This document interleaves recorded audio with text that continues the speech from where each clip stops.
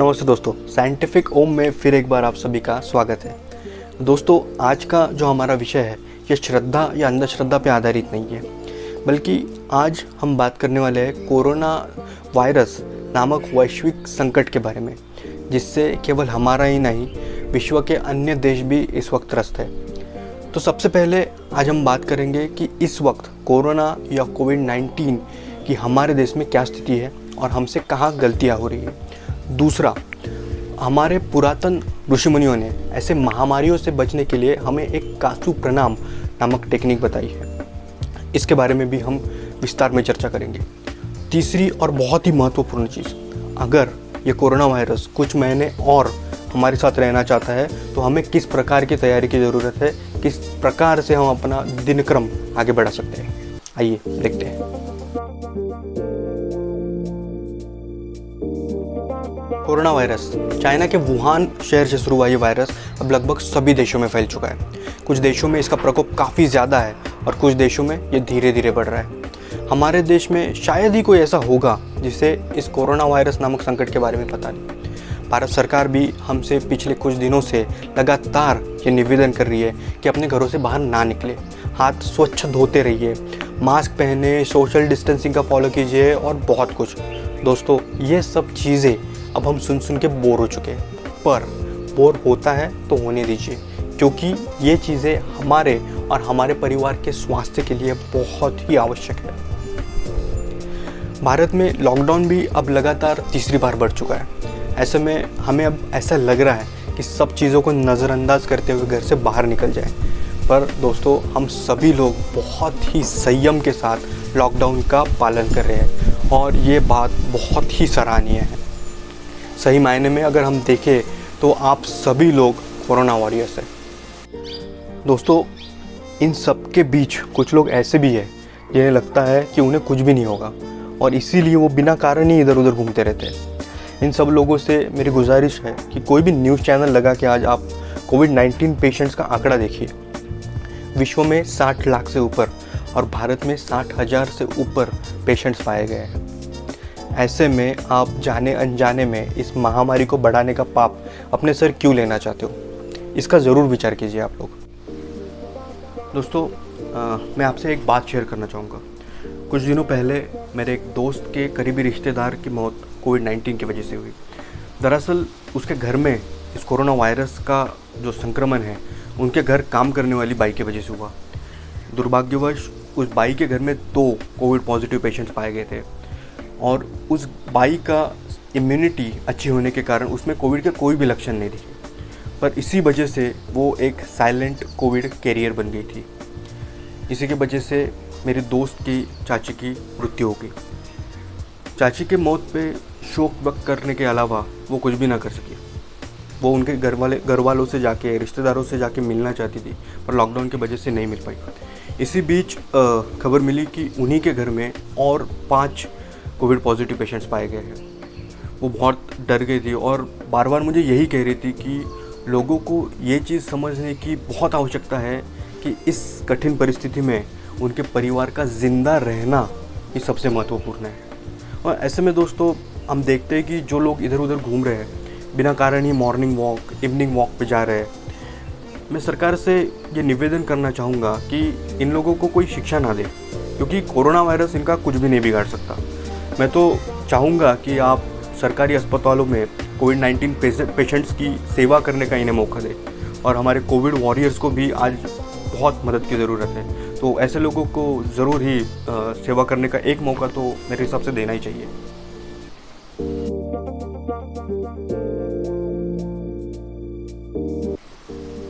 कासु प्रणाम। दोस्तों, कासु प्रणाम ये कोई नई टेक्निक नहीं है, बल्कि ये वो तरीका है जो हमारे पुरातन ऋषि मुनियों ने कई 100 साल पहले हमें बताया था एक निरोगी जीवन जीने के लिए। पर दोस्तों, भारत में हमारी यही ट्रेजेडी है कि हम हमारे संस्कृति को श्रेष्ठ तभी समझते हैं जब कोई और देश इसे इस्तेमाल करने लगता है। जैसे भारत में वेस्टर्न कल्चर फॉलो करने वाला एक वर्ग है जो नमस्ते छोड़कर हाय, हेलो, शेक हैंड्स के पीछे पड़ा है। पर अब जब यही नमस्ते बाहरी देशों से वापस आ रहा है तो ये नमस्ते की जगह बन चुका है #नमस्ते। दोस्तों ऐसे ही बहुत ही महत्वपूर्ण चीज़ें हमारे एंशिएंट साइंटिस्ट, मतलब जिन्हें हम पुरातन ऋषि मुनि कहते हैं, उन्होंने हमें ऑलरेडी बताई है। तो उनमें से कुछ चीज़ें कासु प्रणाम के रूप में हम अभी देखेंगे, जो इस सिचुएशन में, कोविड सिचुएशन में बहुत कारगर साबित हो सकती है। आइए देखते हैं।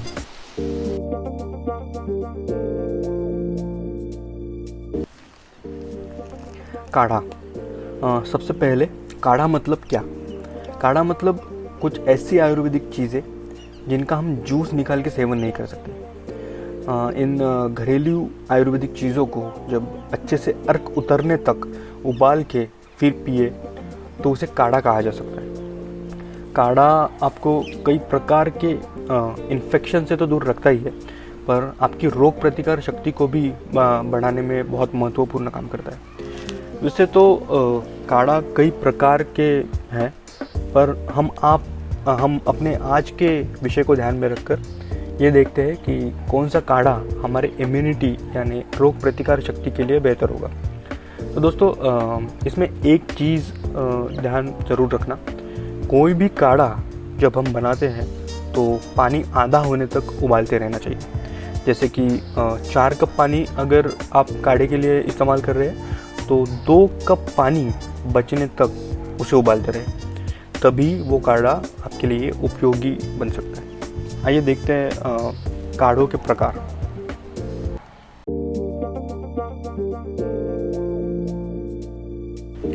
पहला है गिलोय।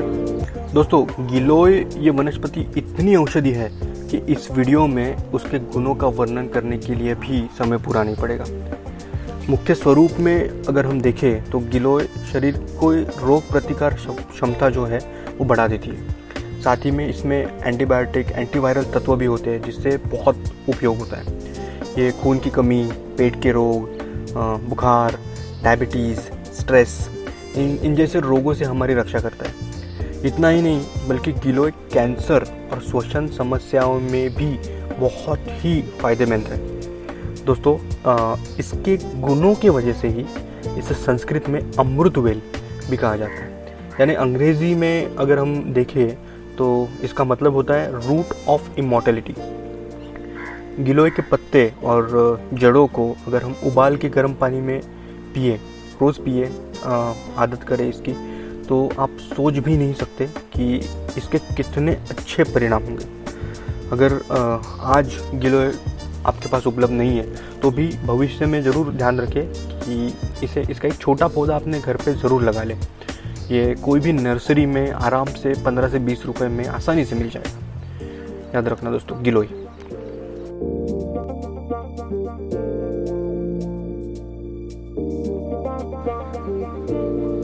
त्रिकुट चूर्ण। त्रिकुट चूर्ण एक आयुर्वेदिक मिश्रण है जो अलग अलग श्वसन और पाचन रोगों को ठीक करने में मदद करता है। मुख्य रूप से इसका उपयोग अस्थमा, मोटापे, खांसी ऐसे रोगों के लिए होता है। अभी तक इसकी पुष्टि तो नहीं हुई है, पर आयुर्वेदिक डॉक्टर्स का ये मानना है कि इस दवा से कोरोना अगर ख़त्म ना भी हो तो उससे लड़ने के लिए त्रिकुट चूर्ण काफ़ी कारगर साबित हो सकता है। दोस्तों हमने ये भी सुना है कि भारत में मध्य प्रदेश सरकार ने त्रिकुट चूर्ण के पैकेट्स बना के लोगों में मुफ्त बांटे। मध्य प्रदेश के आयुष विभाग ने वन विभाग के ब्रांड जो विंध्य हर्बल है उनको और 1900 क्विंटल त्रिकुट तैयार करने का ऑर्डर दिया है। तो दोस्तों सबसे महत्वपूर्ण चीज़, ये चूर्ण घर पे कैसे बनाया जाएगा? बहुत ही सिंपल है। सूंठ जो होता है, सूखी हुई अदरक, काली मिर्च और एक छोटी पीपली जिसे हम कहते हैं, इन तीनों को बराबर बराबर मात्रा में लेकर कूट के पीस कर, अथवा आप मिक्सी का भी यूज़ कर सकते हैं, इसका चूर्ण बना लें। ठीक है, और इस चूर्ण को 6 कप पानी में 1 चम्मच डालें और पानी आधा होने तक उबालते रहें। वही सेम प्रोसीजर, और थोड़ा थोड़ा करके 2 बार भी हम एक चाय के कप जितना ले सकते हैं। इसमें अब सबसे महत्वपूर्ण बात, त्रिकुट चूर्ण का सेवन कब ना करें। ठीक है, तो त्रिकुट चूर्ण से सबसे महत्व की बात, पित्त बढ़ता है। तो जिसको हाइपर एसिडिटी हमेशा रहती है वो इसका प्रयोग ना करें, या फिर बहुत ही कम मात्रा में करें। जिसके पेट में सूजन है, जिसे हम गैस्ट्राइटिस करते हैं, या डिसेंट्री भी कह सकते हैं। तो अगर ऐसा किसी को तकलीफ़ है तो वो इसका प्रयोग ना करें। जिन लोगों को हीट का प्रॉब्लम काफ़ी होता है, जैसे चमड़े का छीलना, ऐसे आदि जो प्रॉब्लम है, नाक से खून बहना, उन लोगों ने इसका प्रयोग नहीं करना है, ठीक है। और गर्भवती महिलाओं के लिए भी इसका सुझाव नहीं दिया गया है। तो इन लोगों के अलावा बाकी सभी लोग इसका निरंतर उपयोग कर सकते हैं।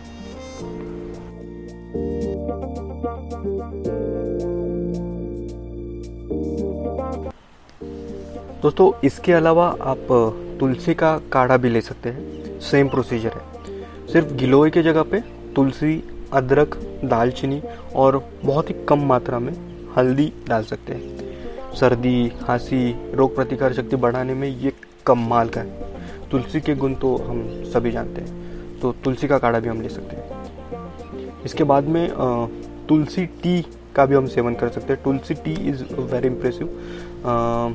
इसमें थोड़ा पानी में चाय ऐड करें, उसमें 2-4 तुलसी के पत्ते, लवंग, काली मिरी और शहद का भी हम इसमें उपयोग कर सकते हैं। याद रखिएगा, अगर आपको हीट रिलेटेड प्रॉब्लम है तो दालचीनी, काली मिरी, इन जैसे चीज़ों का उपयोग ना करें।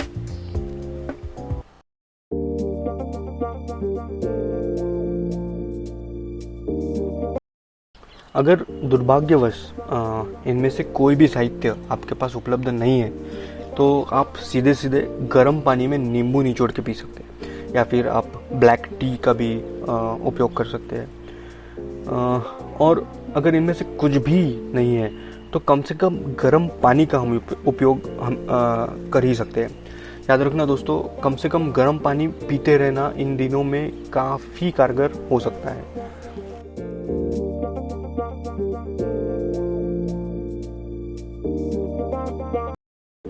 सूर्य नमस्कार। कासू में दूसरा है सूर्य नमस्कार। यह एक अद्भुत और योगासन में सर्वश्रेष्ठ व्यायाम है। सूर्य नमस्कार इस एक ही योग अभ्यास से संपूर्ण योग व्यायाम संभव है।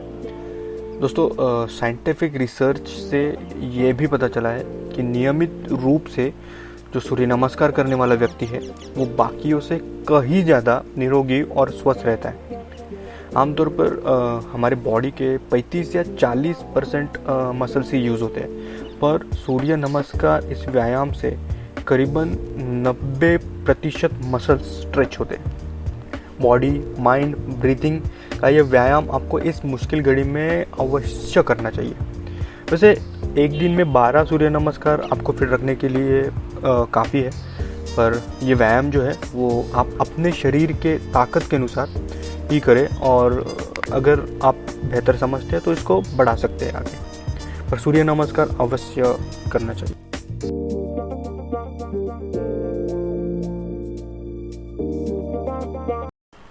प्राणायाम। कासू प्रणाम का आखिरी भाग। कोविड-19 के इस परिस्थिति में अपनी श्वसन क्रिया और दिमाग को शांत रखने के लिए प्राणायाम का ज़रूर उपयोग करें। प्राणायाम एक श्वसन क्रिया है, श्वसन क्रिया का व्यायाम भी हम ऐसे कह सकते हैं।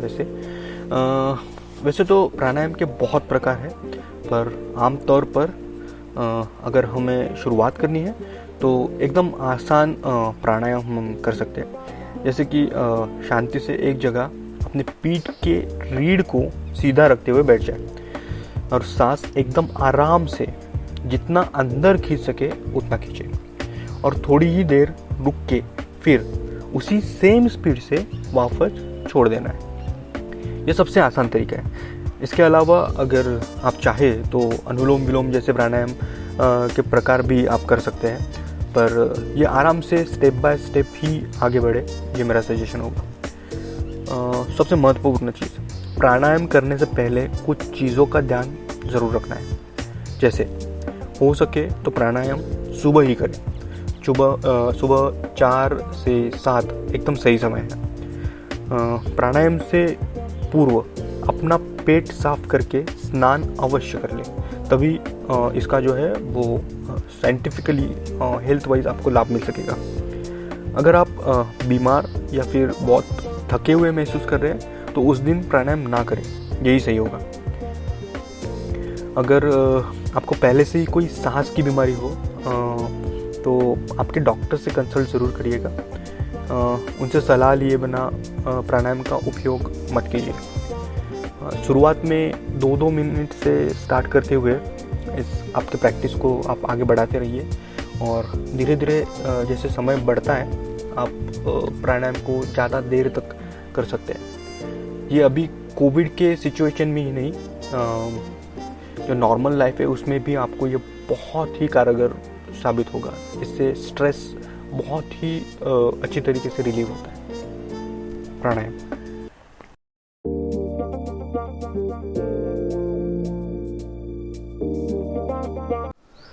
दोस्तों, आज जो कोरोना से बचने के लिए परिस्थितियाँ उत्पन्न हुई है, इसकी हम सभी को बहुत तकलीफ हो रही है और इसका मुख्य कारण है आदत।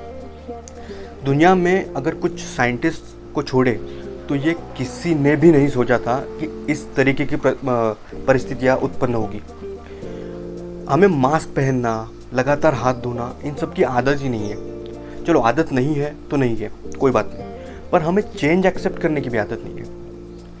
भगवद गीता में भगवान श्री कृष्ण ने कहा है कि परिवर्तन ये संसार का नियम है।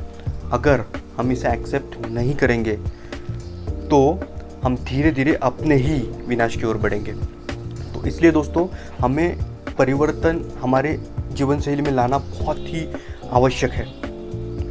हम हाथ पहले भी धोते थे, अब बस उसे लगातार धोना है, ज़्यादा बार धोना है। हम मास्क पहले नहीं पहनते थे, पर हम रुमाल तो कई सालों से यूज़ कर रहे हैं। तो ये देखा जाए तो इतना डिफ़िकल्ट नहीं है, हमें बस ये चीज़ें एक्सेप्ट करनी है। कोरोना वायरस के ऊपर बहुत से साइंटिस्ट दिन रात एक करके वैक्सीन ढूंढने की कोशिश कर रहे हैं। और दोस्तों, हमें ये बात नहीं भूलनी चाहिए कि आज हमारे पास सभी बीमारियों के लिए वैक्सीन उपलब्ध नहीं है। जैसे फॉर एग्जांपल HIV के लिए अभी तक कोई वैक्सीन नहीं है। इसीलिए ये बहुत महत्वपूर्ण है कि ये कुछ बदल हम हमारे जीवन शैली में भी लाएं, ताकि इस कोविड-19 कोरोना वायरस के खिलाफ हम खड़े हो सकें।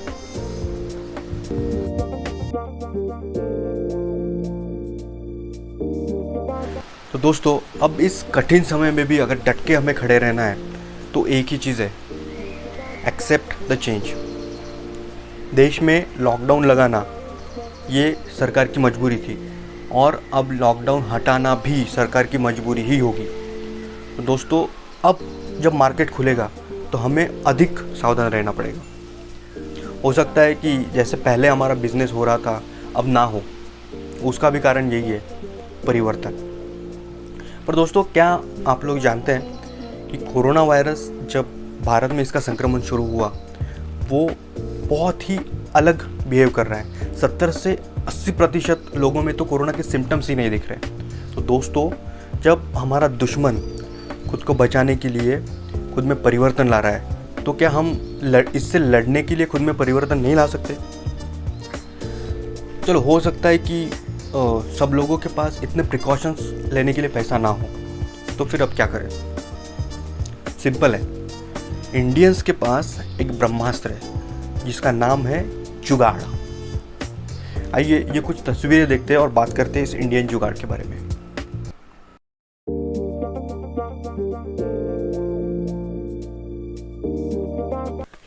दोस्तों, चाइना की ताकत उनके इकोनॉमी और टेक्नोलॉजी में है। अब ये तस्वीर ही देखिए, किस प्रकार से हाईटेक मशीन्स यूज़ करते हुए उन्होंने वुहान में सैनिटाइजेशन किया। उन्होंने एक गली भी नहीं छोड़ी। पर क्या इस तरीके की तकनीक हम भारत में यूज़ कर सकते थे? थोड़ा डिफ़िकल्टी था। सैनिटाइजेशन के लिए ऐसे महंगे उपकरण आज हमारे पास नहीं है, तो हमारी शुरुआत थोड़ी धीमी हुई। पर जुगाड़ का यूज़ करते हुए हमने जो अवेलेबल है उनका ही बहुत ही कम पैसों में, जैसे खेती के उपकरण, सर्विलेंस ड्रोन्स इत्यादियों का उपयोग किया। तो जब तक कैसे करे ये सोचते, तब तक तो इंडिया में काम शुरू हो चुका था। इस तरीके के हाईटेक सैनिटाइजेशन टनल्स चाइना तो आराम से अफोर्ड कर सकती थी, पर हमने वही काम एकदम इजीली कर दिया। दूसरी ओर चाइना में कोविड पेशेंट्स के लिए अलग से अस्पताल बनाने की, आइसोलेशन वार्ड्स तैयार किए गए और उसमें सभी सुविधा मौजूद थी जिसकी भी ज़रूरत थी। इंडिया में इतना फास्ट कंस्ट्रक्शन कभी नहीं हुआ, पर फिर भी जुगाड़ करते हुए हमने सबसे तेज़ आइसोलेशन वार्ड्स बनाए, वो भी ट्रेन में। ये तो पूरे वर्ल्ड में एक आश्चर्य का विषय बन गया है। ऐसा नहीं है कि हमने किसी और बुरा किया, किसी और ने बुरा किया और हमने बहुत ही अच्छा एडजस्टमेंट करके किया, पर जो चीज़ें उपलब्ध है उसी में इफ़ेक्टिवली काम करना, यही तो इंडियन जुगाड़ है, नहीं?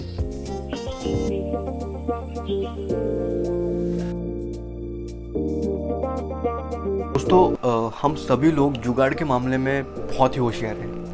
तो जब हम इस लॉकडाउन का पालन कर रहे हैं तो हम इसके बारे में सोच सकते हैं कि जब लॉकडाउन हटेगा तब हम हमारा बिज़नेस बढ़ाने के लिए क्या चीज़ कर सकते हैं।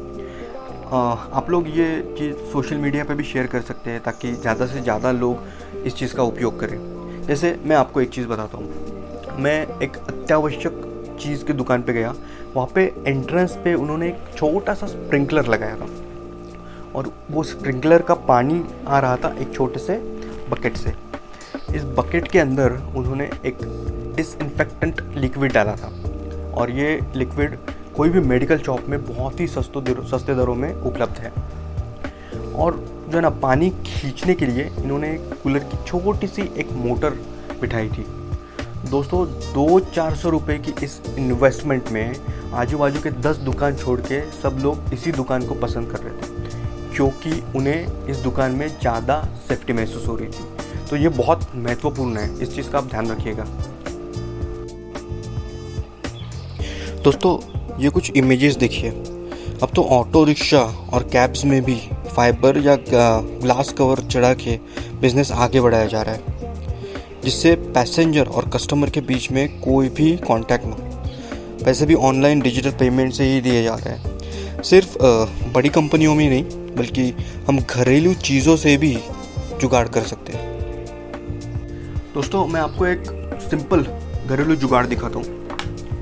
ये हमारे सिंपल बॉटल में हमने थोड़ा पानी रखा है, सेंटेड फिनाइल और डेटॉल, और ये जो ऊपर का नोज़ल है ये 10-12 रुपये में आपको कोई भी शॉप में आसानी से मिल जाएगा, या फिर आप घर पे अगर कॉलिन यूज़ करते हो तो उसका भी बॉटल आप यूज़ कर सकते हो। दोस्तों, हमारे घर में आज भी अत्यावश्यक चीज़ें देने वाले लोग, जैसे पेपर वाला हो गया, दूध वाला हो गया, या फिर सिलेंडर वाला, ये आते जाते रहते हैं और ये लोग बाहर से आ रहे हैं। तो इनके जाते ही सुरक्षा के लिए हम ये स्प्रे का इस्तेमाल कर सकते हैं। दोस्तों, इसको अगर आप छोटी बॉटल में भी भर के रखेंगे तो बाहर अगर आप आना जाना करेंगे लॉकडाउन के बाद, तो साइकिल या बाइक पे भी आप इसका इस्तेमाल कर सकते हैं। अपार्टमेंट्स में आप अगर रहते हैं तो आपके फ्लोर पे भी आप इसका इस्तेमाल कर सकते हैं। इसमें सबसे महत्वपूर्ण ये चीज़ ये है दोस्तों कि ये सब चीज़ का उपयोग करने से पहले आप शर्माइएगा मत, क्योंकि हर हाल में हमें अपने आप को सुरक्षित रखना है।